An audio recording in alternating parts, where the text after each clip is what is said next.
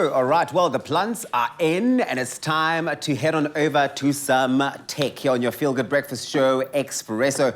Because today we're zooming in on all of those things like how we learned earlier on, how cool technology using recycled glass, and now we're finding out really how it's actually done, right? Our tech guru, Grant Hines, is here to tell us how glass is recycled. And the reason for that is that the consumer throws glass into a recycle bin. Glass is then taken from the bin and then taken to a glass treatment plant. Then the glass is sorted by color. Then they wash it. Then they remove all of the impurities, okay? But Grant literally has more because that's all I know. That is it. I was like, are you going to go through the process? No, that is all I know. They collect it, they sort it, then what? It's such a fascinating process. Yeah.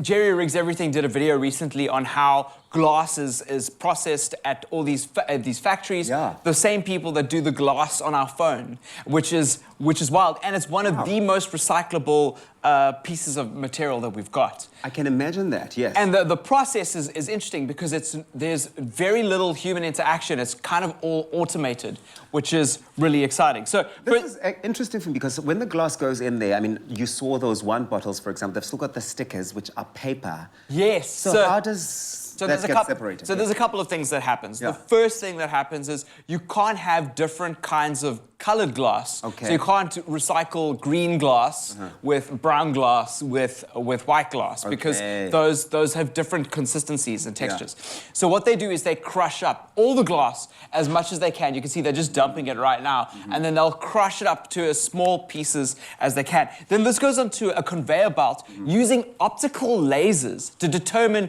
what the color of the glass is, and then we'll then sort that color into the correct color palette. So they break them down into the smallest amount. I must say, the people of that particular community, and I don't know where that is, but they drink a lot of wine, these people. I mean, do you see all of these wine bottles? I've not seen a soft drink anywhere there.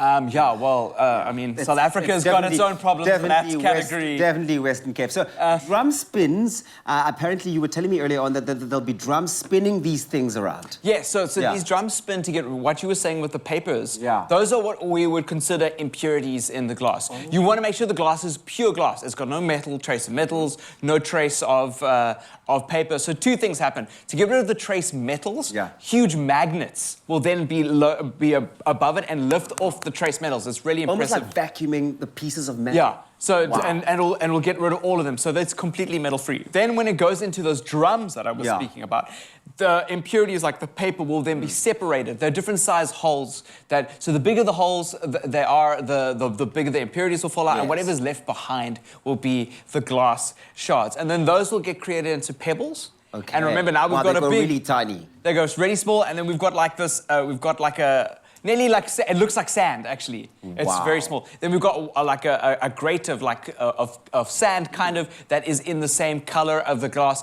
and then that gets melted down and then reproduced back into a bottle. And if it's done properly, you can use electrodes to melt the glass, so you don't have to have a furnace going all the time. Yeah. It's quite eco-friendly as well.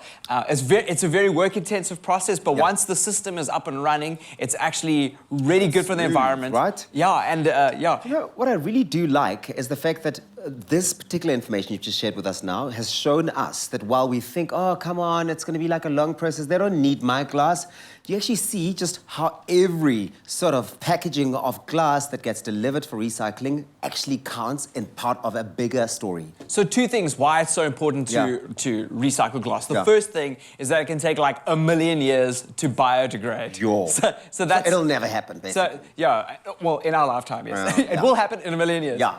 If the human race is still alive then, who knows? Yeah. The second reason is that glass doesn't degrade when it's recycled. So it's potentially infinitely recycled. So by us taking our bottles, our cool drink bottles, to get recycled, make sure that you're doing that. And like that will ensure that our generations from now, our kids, will have glass and be using the same glass. And so we're not making brand new glass all the time. We are recycling and, like what you're saying, infinitely really just reproducing for the next set of use opportunities. This is really fantastic. Grant Hines, thank you so much for this. Hopefully that's inspired you, because the thing is, every household does have glass somewhere, right? Yes.